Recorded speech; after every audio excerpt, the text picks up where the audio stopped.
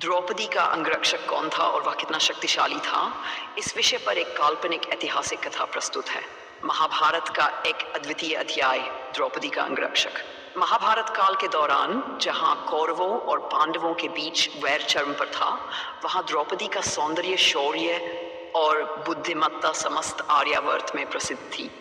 द्रौपदी पांचों पांडवों की पत्नी होने के कारण उनकी विशेष सुरक्षा की आवश्यकता थी।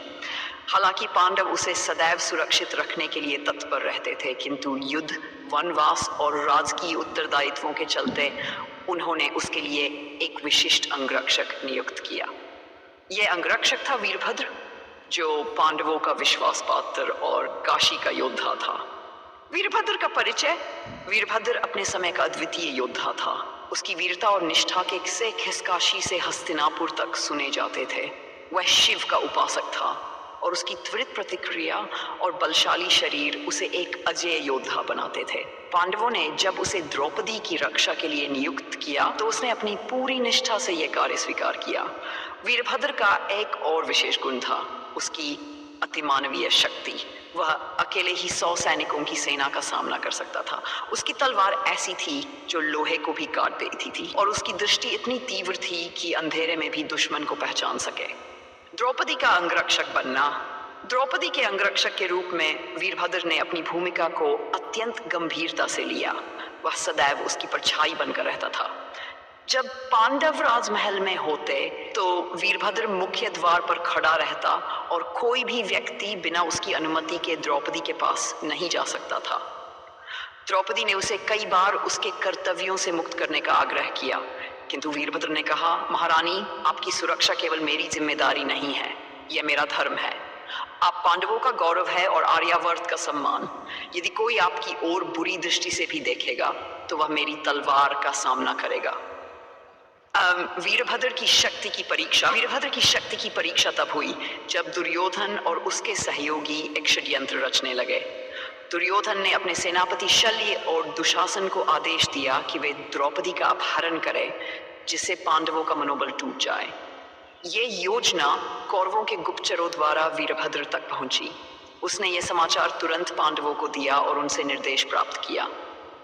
युधिष्ठिर ने उसे केवल एक ही आदेश दिया, द्रौपदी की रक्षा के लिए अपने प्राण तक न्योछावर कर देना। एक रात जब द्रौपदी अपने महल में विश्राम कर रही थी, तभी शल्य और दुशासन अपने सैनिकों के साथ महल में घुस आए। उनका लक्ष्य था द्रौपदी का अपहरण करना, किंतु वीरभद्र उनकी राह में एक दीवार बनकर खड़ा हो गया। रण क्षेत्र में वीरभद्र। शल्य ने वीरभद्र को धमकी दी, हमें रास्ता दो, अन्यथा मृत्यु निश्चित है। वीरभद्र ने शांत स्वर में उत्तर दिया, यदि तुम महारानी द्रौपदी की ओर एक कदम भी बढ़ाओगे तो तुम्हारा अंतिम संस्कार आज ही होगा। यह सुनकर दुशासन ने अपने सैनिकों को हमला करने का आदेश दिया। वीरभद्र ने अपनी तलवार खींच ली और वह अकेले ही 10 सैनिकों से भिड़ गया। उसकी तलवार की चमक अंधेरे को चीर रही थी और दुश्मनों के प्रहार उसके कवच को छू भी नहीं पाए। उसने एक करके सभी सैनिकों को परास्त कर दिया।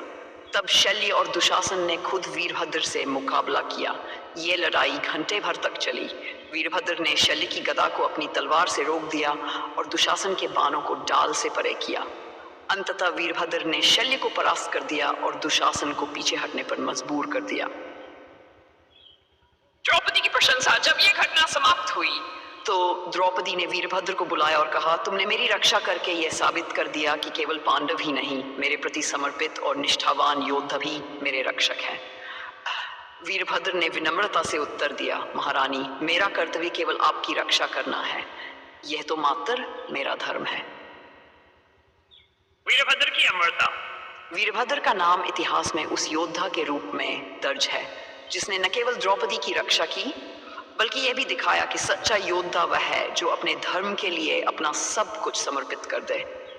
द्रौपदी के अंगरक्षक के रूप में वीरभद्र अपनी अंतिम सांस तक निष्ठावान रहा और उसकी वीरता की गाथाएं आज भी आर्यावर्त में सुनाई जाती हैं। यह कथा हमें सिखाती है कि निष्ठा, साहस और धर्म के मार्ग पर चलने वाला व्यक्ति हमेशा इतिहास में अमर रहता है।